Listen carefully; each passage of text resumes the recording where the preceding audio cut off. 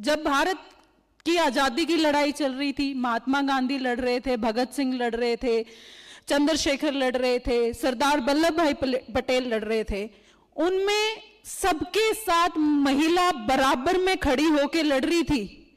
उसको भी वही भारत चाहिए था जो भारत एक आदमी को चाहिए था। और जब भारत देश आजाद हुआ, महिलाओं की भूमिका को हम उसमें नकार नहीं सकते हैं।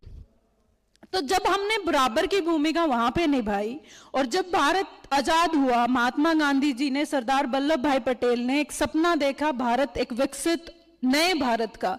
क्या उस नए भारत में यह सपना था कि हम महिलाओं के ऊपर रिजर्वेशन के ऊपर ही बातचीत करते रहें? वेयर एज उनके रिजर्वेशन पे हम 33% कहते हैं, भाई 33% रिजर्वेशन है।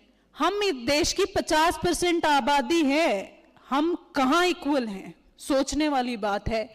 चाहे वो कॉर्पोरेट लाइफ हो, पॉलिटिक्स हो, समाज सेवा हो या गवर्नमेंट सर्विसेज हो, किसी भी मामले में हम कहां इक्वल हैं? आप घर से ही लगा लो।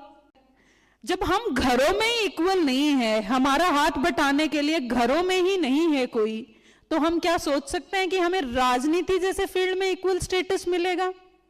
It is just a so-called thing today. We are still not equal.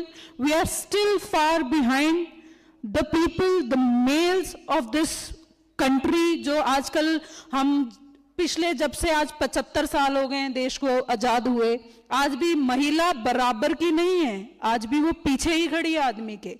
ये सोचने वाली बात है। और वो क्यों?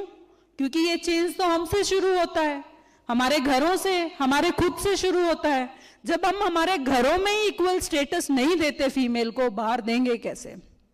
सोचने वाली बात यह है, जब आजाद कराने में तो हम साथ खड़े थे भाई, साथ लड़े, साथ मरे, साथ देश आजाद कराया, तो फिर 75 साल में महिला इतनी कैसे पिछड़ गई?